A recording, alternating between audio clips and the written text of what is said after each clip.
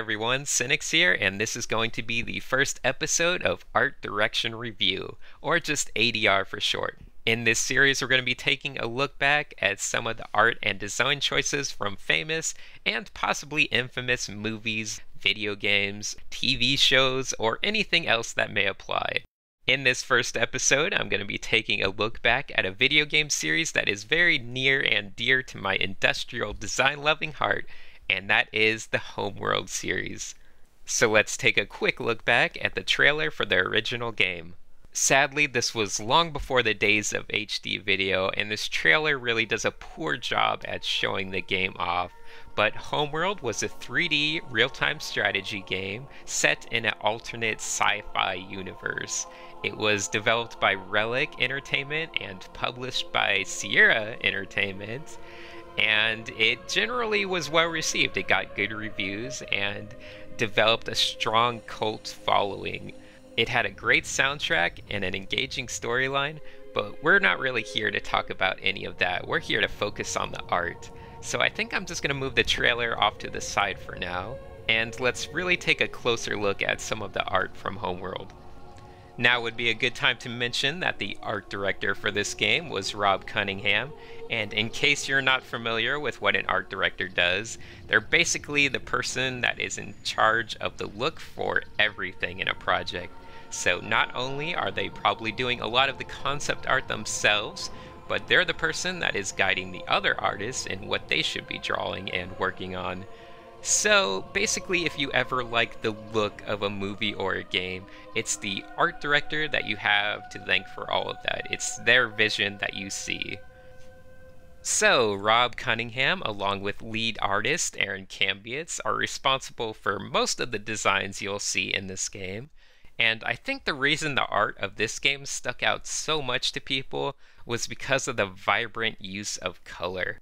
I know I personally had never quite seen anything like that before, especially in a sci-fi or space setting where it seemed like everything was usually gray and lifeless, but all of a sudden this game came along and everything was bright and colorful with these strong yellows and highly saturated colors everywhere, and all the ships had so much personality. It just really stuck out in my head and influenced a lot of my later on design philosophies, like conceptual contrast and trying to combine things that wouldn't normally go together, such as cold metals and bright warm colors.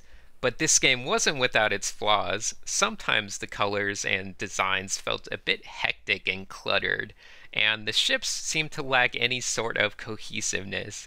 Sometimes they'd be very boxy and square, and other times they'd be round and bulbous. In fact, in this sketch, you can see that it was based on the style of Masamune Shirow, who was a manga artist for Ghost in the Shell.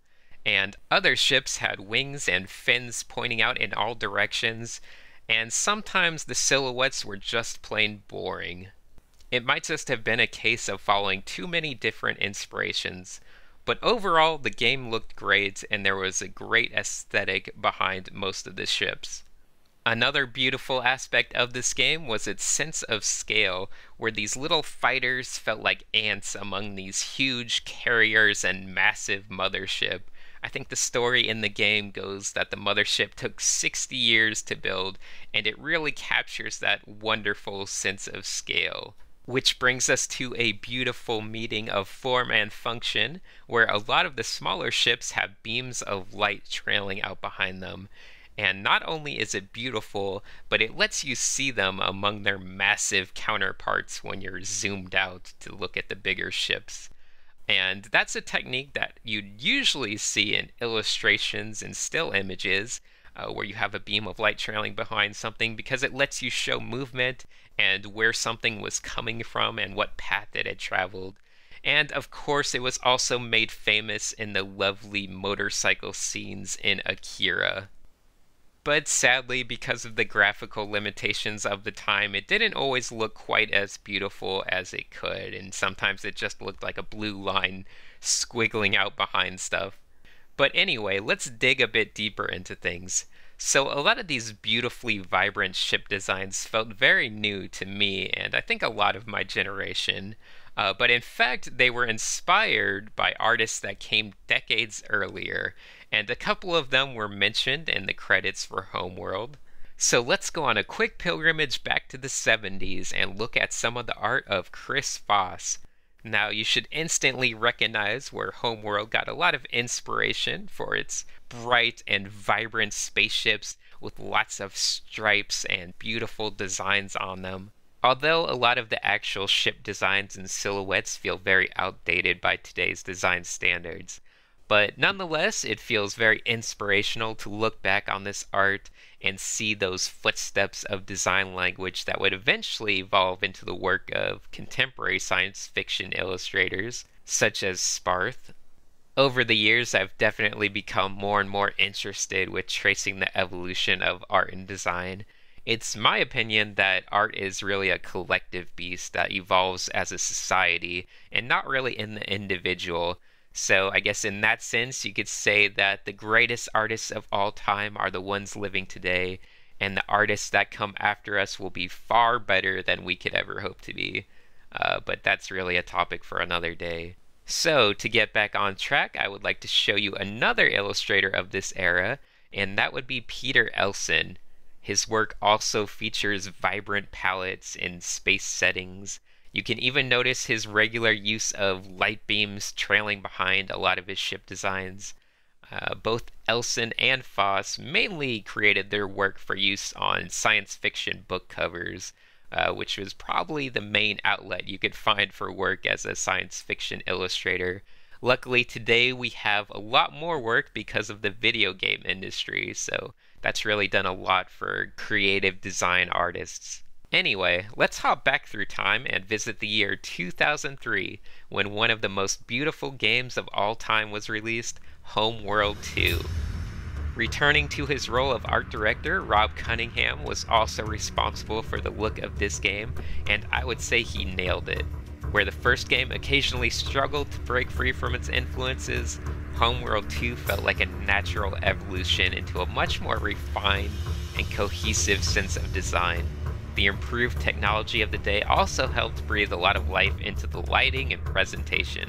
Many of the deep space environments contain colorful skyboxes with hand-painted touches, and the cutscenes were done using digitally painted illustrations with subtle touches of animation added to them, which is a technique I definitely hope to experiment with more on my own.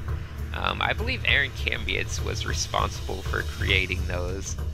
So Homeworld 2 was also a critical success, although the 3D RTS nature of the game, along with its steep difficulty, probably kept it from reaching mainstream appeal. I know I personally had to cheat my way through the game. I was so in love with the visuals and the sound and the story, but it was a bit too hard for me, so I was looking up cheat codes just so I could see what was going to happen next and experience all the sounds and sights of the game. So it really is hard for me to offer a decent criticism of the artistic aspects of the game. It's certainly in my top 10 for greatest achievements in video game art direction, along with the likes of Wind Waker and Jet Set Radio Future, some of my other favorites. But anyway, I really love looking at the concept art from this game. A large number of the images have always occupied a nice little spot inside my inspiration folder, which, by the way, is a great thing to have, so make sure you have an inspiration folder hiding somewhere on your computer. It's great for energizing you about art whenever you're feeling down or just need that extra little kick in the butt. I think one of my favorite designs was probably that of the basic resource collector. In the original game, I think it was just a boring rectangular box, but now it was something interesting with a memorable silhouette and a lot of design personality. And speaking of improvements since the last game, even the user interface was overhauled to be much more graphical and unique in nature. I think I might be running out of things to say about the art, so as much as I love fawning over it, I also wanted to use this video to take a deeper look into what the team behind these games has been doing since then. Sadly, things have been a bit quiet over the past decade. Relic Entertainment was bought up by THQ, and artists such as Rob Cunningham and Aaron Cambietz mainly focused on games such as Company of Heroes and Warhammer Dawn of War, which were great games, but they lacked some of the artistic freedoms of developing unique universes. After some time, THQ eventually went under, and the Homeworld franchise was left in jeopardy. Fan efforts were made to try to purchase the rights to the series, but it was Gearbox that eventually managed to secure those rights. Luckily, Gearbox is planning to release updated HD versions of both Homeworld and Homeworld 2 in the near future. But the story doesn't quite end there. During all of this company turmoil, Rob Cunningham, along with Aaron Cambietz and others, left to form their own studio, Blackbird Interactive. So it's been around a decade since Homeworld 2, but Blackbird has started working on a new game in the Homeworld universe. It was originally titled Hardware Shipbreakers, but later changed to the more familiar Homeworld Shipbreakers once Gearbox decided to sign on as a publisher. So that's where we are today, and I think I'll wrap things up with a quick look at the trailer for this new game, which, by the way, was done using that same technique of still paintings with animated effects added. It looks like the art direction for this game will continue to be as beautiful as ever. Thanks for watching.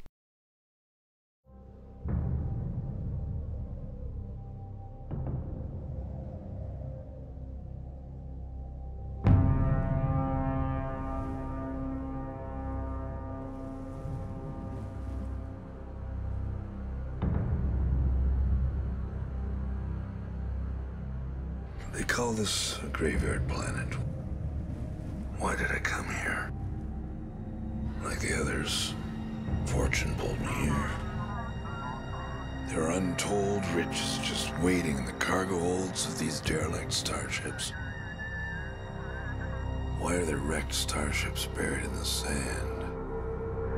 Who knows what thing dragged them here? Not me. I don't care either. So long as I'm gone when it comes back. With the money, I'll finally be able to return home.